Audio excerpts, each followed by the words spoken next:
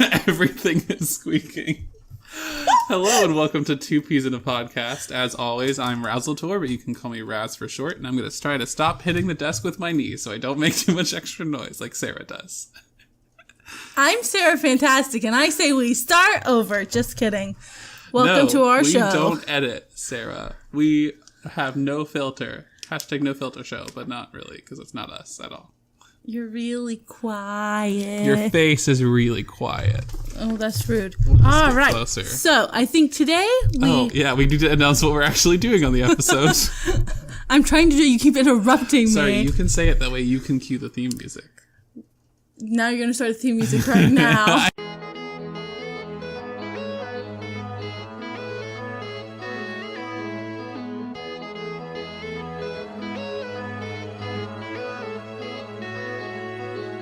Should have. We'll see. I edit it, so. Today we are talking about spooky games to keep with our spoopy theme for October. Yeah, spooky games. So. Start with our weird laws. Yeah, I guess we should start with our weird laws and our stories of the day. So my weird law comes from a good old place called Tylertown, Mississippi. Is that how they talk? They talk just like that. You've been there. Yes. If any of our listeners ever live in Tylertown, Mississippi, please tell Raz what a terrible person he is. Yeah, feel free. You can agree with him. You can critique my accent. We'll see. But in Tylertown, Mississippi, it is unlawful to shave in the middle of Main Street. What if you shave on the left on Main Street? I guess that's fine, but only if you shave the left side of your face. Oh, okay. Then you have to cross the street to... Shave the right side. Don't shave in the middle. That seems fair. Yeah, it's not allowed. Maybe they just actually want everyone to have a soul patch or a goatee. And that's actually the translation they're looking for. That's really what it is. That's what it is. My weird law of the day is Wisconsin has a secret vendetta against all yellow butter replacements. It is illegal to smuggle in yellow butter replacements because people used to do that from Illinois. It's illegal to serve it in prisons and in restaurants unless the customer specifically asks for a yellow butter substitute. That's ridiculous. Sometimes butter substitutes are okay, Wisconsin. I get it. You're like the dairy state. But seriously. Marginally better than butter. Marginally better. Than butter. I can't believe it's not better than this. Our puns will never get any... Better. I'm so bitter. Listeners, you better beware. Batter up. Because it's spoopy month. It's spoopy month, and that means puns are down and spoopiness is up. Yep. Our pun quality goes slightly down, but it hibernates for the winter. Goes a lot better.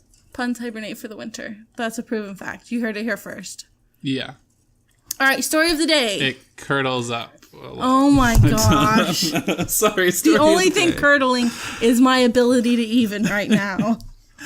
All right, you go with your story. All right. So today, as I was driving over to visit Raz and to record this episode, I hit some traffic, and there was a couple of elderly people in a minivan who flew out of the left lane into the middle lane, which I was in, right behind me, and then flew out into the left lane again. And my reaction in traffic is just to yell at everybody to stay in their lane so that things can move faster. And so I shook my finger at them as they were flying around and was like, "No, you will not, no!" And the guy looked over at me and saw me shaking my finger at him, so he shook his finger at me. Then my lane passed theirs, and I was like, haha, bye, Felicia. But then their lane passed mine, and as they passed by, they both shook their fingers at me. So I got scolded for scolding old people on the road today. That's my story of the day. Respect your elders, Sarah. I do. They need to respect my personal space and not hit me with a minivan. If I'm going down, it's going to be like a Dodge Charger or something. There you go. My story of the day is I played some board games this week on Tuesday with some of my friends from work. We had like a workplace board game night, something like that. So anyways, we played Betrayal at House on the Hill, which is a super fun game. Have we talked about our favorite board games? I think we talked about it before. We've talked about our favorite board games. It's one of our early echoey episodes. So it's super good. It was super fun. One of my very kind-hearted coworkers, all of a sudden when she became the trader, turned into this like malevolent beast that was out to just destroy us with her army of shades and raving, frothing madman. And she did end up destroying all of us slowly and painfully. And we got inches away from winning and just couldn't win. I mean, inches is not a large measure. Is a large measurement if you're a slug, though. So maybe you need to preface, millimeters. As a human being, you are inches away, which is a long distance. I mean, a short distance. Just like my patience is growing short. Can you tell I haven't had coffee today? Oh my. No coffee. Yep, so let's jump straight into the stuff. I like how you say straight in, 5 minutes in. Yeah, straight into it, so, right after we've been let's talk about spooky games. So some of these are just kind of silly spooky, some of these are terrifying, and some of these have given me nightmares, not because they're scary, but because I can't figure out what's going on. That's definitely the truth. So the first one I wanted to talk about is Kingdom Hearts, and I know everyone's going to be like, what? That's not a scary game, it's literally like a baby game for kids. I mean, it's Disney and Square Enix, and Square Enix does make some spooky stuff. They do. But it was really cool because when you go to Halloween Town, I think it's on Kingdom Hearts, but it might be Kingdom Hearts 2, all of your makeup and face and everything changed into spooky theme, along with Donald and Goofy, who always accompany you. And so it does that for all the worlds, which was really fun to just see how the characters would change depending on what movie they were in. But that was one of my favorite things, and it was a little bit spoopy. So. This is Halloween. Not singing. Alright, so it's not really scary. The heartless creatures are kind of creepy in the manga that I read, because I haven't played Kingdom Hearts yet. Don't hate me. It's on my list.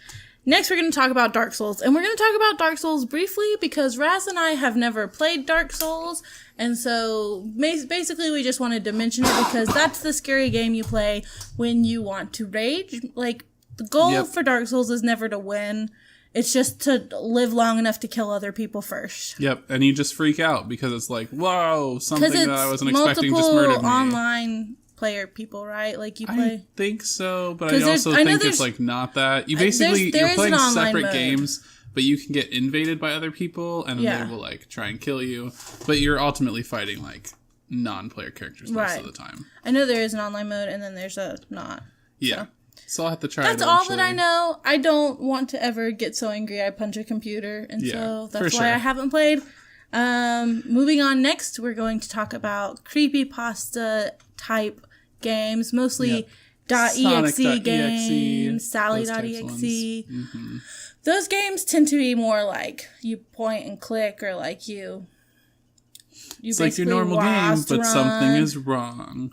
And so there's not a lot you can do to control those type of games, and that's what's scary is you have no control, and they'll crash your computer and stuff, but not in a bad way, just in a this is how the game works way. So always double check before downloading a .exe game. Yep, don't get viruses, people.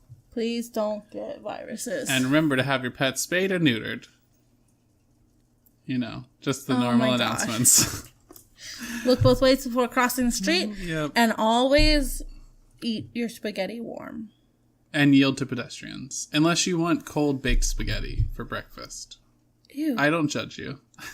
I do. Don't judge me. I'm not saying I've done that. I mean, if you gotta, you gotta. I understand. So yeah, creepypasta type games where it's just point and click. I saw one that's not on our list and is a point and click, and it's Alice in Wonderland, but it's a crime scene, and you're trying to figure out who you are, and it's 3 parts. That sounds really cool, I can't think of what the name of it is. It's Alice something. Alice Inspector. But you're not Alice. You are the white hair, and you've been framed for murder, and there are 2 different endings. It's a 3-part game, and there are 2 different endings.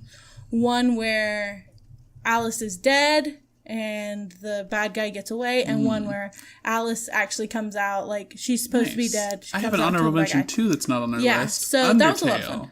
Dude, Undertale is kind of spoopy-ish. It is. But, not in a scary way, more of in a quirky way. But it's very aesthetically spoopy. Yeah, and I think for me, the reason why Undertale is so scary is because it gives you the illusion of choice when there really is no choice.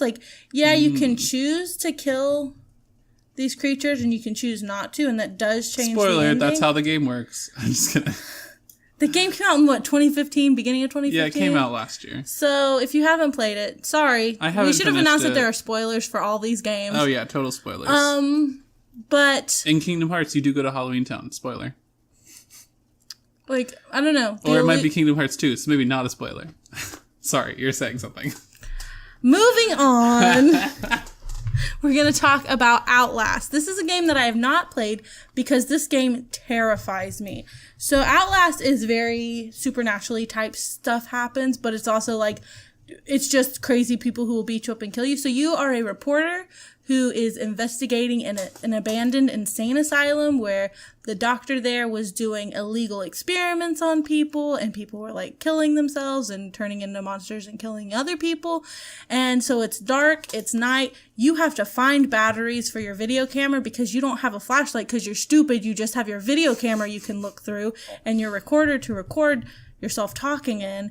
And basically, like, you'll walk down the hallway. There are a lot of, like, creepy jump scares. Like, bodies fall from the ceiling. People jump out and grab you. Nope. You find dead bodies. Like, finding a dead body is my biggest fear in life. So any game where, like, you stumble upon dead bodies, do not want. So Not for me. Outlast is, like, super scary. It's super immersive. I know that they just came out. It's either a second one or it's, like, a remastered version with, like, a different ending or something. That's cool. So play Outlast if you want nightmares, kids. Yeah, totally fun. So the next one we have is The Witch's House. It looks like Witch's Hogo. I know, it's like Witch's list. Vlogs. But The Witch's Nobo. House is a super cool game. It's for a small, like, RPG creator that someone made. And so they made the game called The Witch's House. It had a super interesting ending, though, that would change depending on whether you did certain things in the game. Ooh. And so eventually, maybe I'll have Sarah play through it. Is it and scary record her. or is it... It's a little bit scary, Is but it it's jump like, scary or like content scary? It's a little jump scary, actually. Because, like, but it's not like FNAF jump scary. Okay. So it's jump scary in the way that something unexpected will happen, but it's still very cartoony and pixelated. Okay. Yeah. I It's not can like handle realistic that. jump scare. I can maybe handle that. We'll see. Yeah. All right. Is there anything else you want to say about The Witch's No-Go? I don't think so. Just play it. It's free. You can download it and find it online Those if you are just great. Google search The Witch's House. Yeah. I it love was free-to-play super fun.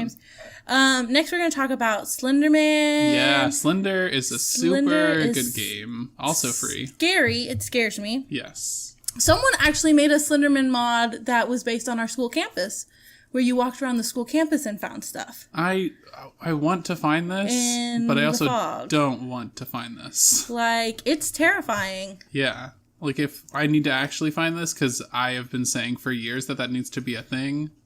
So, I don't know if they ever finished it. I know that they were working on it. That's so frightening. And, like, I watched them play a little bit of what they had. Oh my gosh. And it was scary. And so Slender Man, basically what happens is you are in an area where you're pretty much trapped in this one area. Yep. And you have to explore. And you have a flashlight that helps you explore. And you're an overweight person, or maybe not overweight, just out of shape person. So you can't who run all the time. run all the time. And basically you're walking around trying to find these 8 notes. And they're just 8 pictures of Slenderman, and like notes like they say help me or Yep. run away or no eyes, like creepy stuff like that. And they're like charcoal smudgy drawings, which makes it even creepier. And so you have to find these 8 pictures.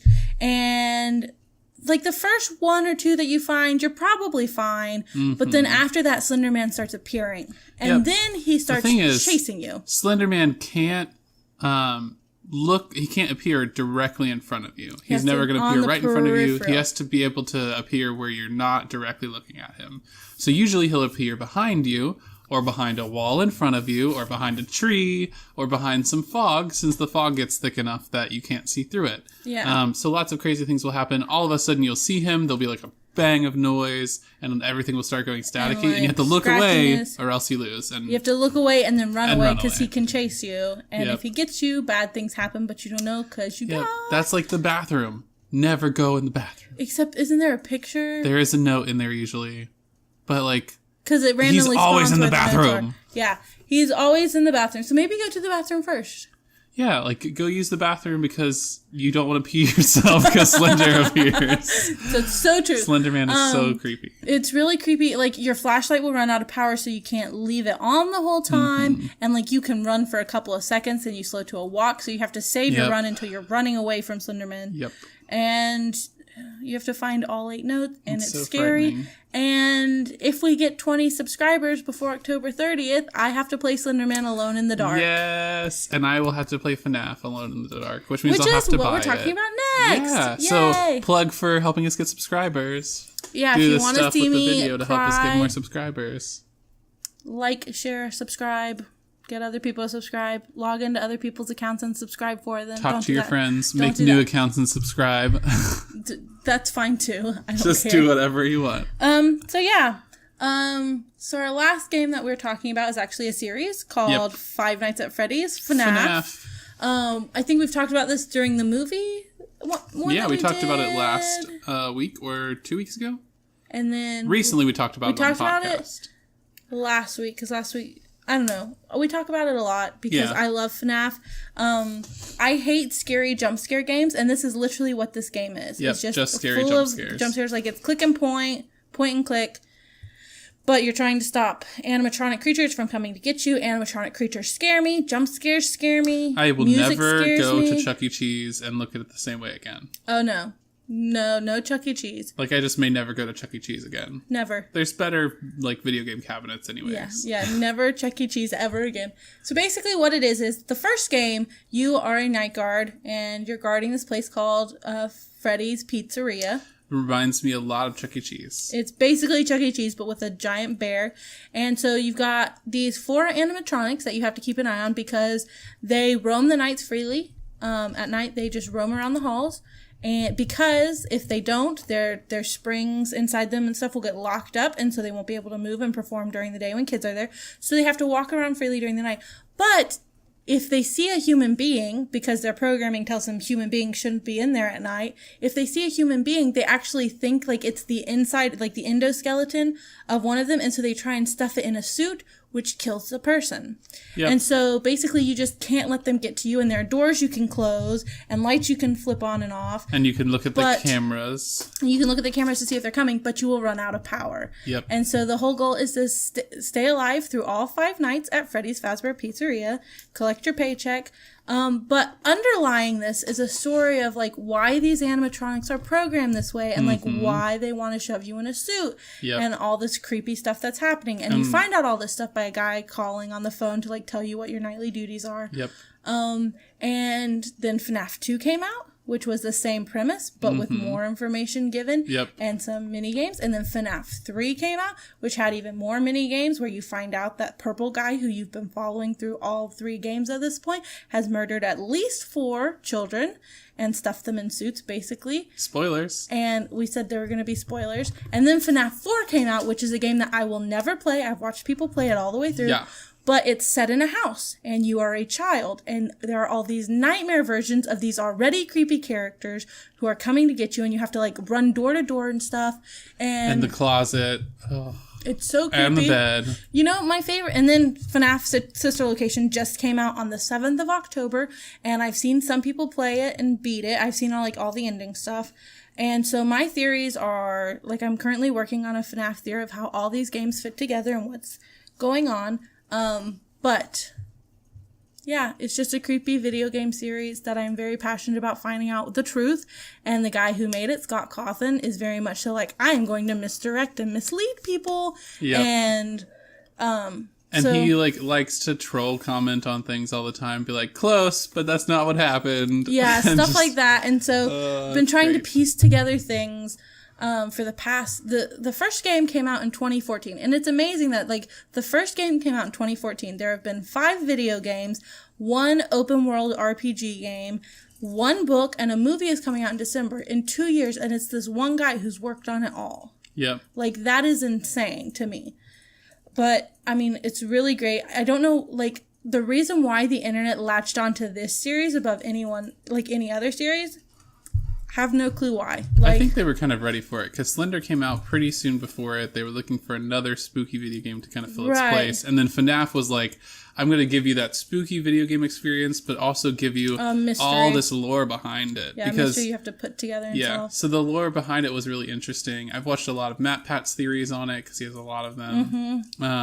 Talks about like maybe how the game was inspired with an incident that actually happened at a Chuck E. Cheese that I wasn't aware of. That's one of the scariest videos I've ever watched, but it was really good. Terrifying. Yeah. I watched Markiplier did a 2-hour live stream talking about it right after he finished Sister Location. So just trying to figure out who, like, we know who Purple Guy is, but trying to figure out if Purple Guy became Purple Guy before or after Sister Location, and trying to figure out where Sister Location falls in the timeline has been very interesting to me. Trying to figure out what's going on there. But yeah, so who is your favorite animatronic? Because we have the main, we have Freddy, Chica the chicken, Bonnie the bunny, and Foxy the pirate fox. Then we have Golden Freddy and Springtrap Bonnie. We have the puppet. Then we have the puppet. We have Balloon Boy. In the new ones, we have Ballora the ballerina and Baby, this like circus baby. I really like the puppet. The puppet is really creepy. Yeah. Like I don't like it for its looks. Like it scares me the most. So that's probably what it is. It's the puppet. Actually, so everybody thought that they knew who the puppet was at the close of the third game. Everyone thought they'd figure out who the puppet was at the end of the third game. Fourth game didn't really do much to change that. But now, because of a secret character who comes out at the end of Sister Location, people no longer know if their guesses are right about who the puppet is. So I'm really excited for you to watch this and figure out who the puppet is now. Decide if you think it's still correct or not. Mine is probably Funtime Foxy. Oh. Because Foxy is so creepy. Yes, and then there's Foxy's really alter ego Mangle, which is just like a mangled version. And in Five Nights at Freddy's 4, the fourth one, there's one of the little girls who the character meets in the minigames actually has a beheaded and mangled Foxy character. Oh. In her bedroom that you can see. That's pixelated, of course, but you can see like it's broken apart. And one of the things that's really interesting to me is this little girl character. When she talks, so colors are super important in Five Nights at Freddy's. Like lightening and brightening images and like darkening them and stuff is really important because it gives you a lot of extra information. And so like specifically the colors that they use for characters' eyes or speech bubbles is really important. So this girl has a very specific color yellow speech bubble. And the only other time you see yellow text is at the end where it starts out where Freddy is talking to the boy and he's talking in his normal black text. And then it switches to yellow and it says, you're broken. I will put you back together. And everyone thought that was Freddy saying it. But then it was like, oh, well, the little girl has like the same color text. And like people went into the coding and found it was the same Pantone color. Oh my and so maybe it's this little girl saying it and she has a mangled Foxy. And then the little boy is, because there's like the little boy has a brother who puts on a Foxy mask and scares him in the fourth game. Yeah. And in the fourth game, it's also confirmed that the boy putting on the mask is actually Purple Guy's son. Oh my gosh. And so, I mean, this is also his son. And in the house where the little boy's exploring and closing doors, you see a little girl's bedroom with pink furniture. And in a mini game, the little girl with the mangle has pink furniture in her bedroom. Oh my gosh. And so it's like, is this his sister? And we also know that Purple Guy's daughter dies in Sister Location. Oh my gosh. And so, like, is she actually, if this happened before Five Nights at Freddy's 4, or it happened in the middle of Five Nights at Freddy's 4, is she possessed by the main character in Sister Location? Man. And so then it would be her saying, you are broken, I will put you back together. That has nothing to do with the theory. That's just my personal theory I've been working on for the past week, trying to figure out what's going on. That sounds really interesting. The most important thing you need to know about this series is exotic butters. They are the most important thing. So look for those in the game if you decide to play. Let us know your theories down below. Yeah. Feel free to comment, like, subscribe, do all those fun things. Share the video. Sorry this turned into me rambling about my FNAF theory. Hey, FNAF is a thing that you ramble theories about. It's been eating me inside trying to figure this out. That's understandable. So I guess on that note, we're going to have to say, peace out.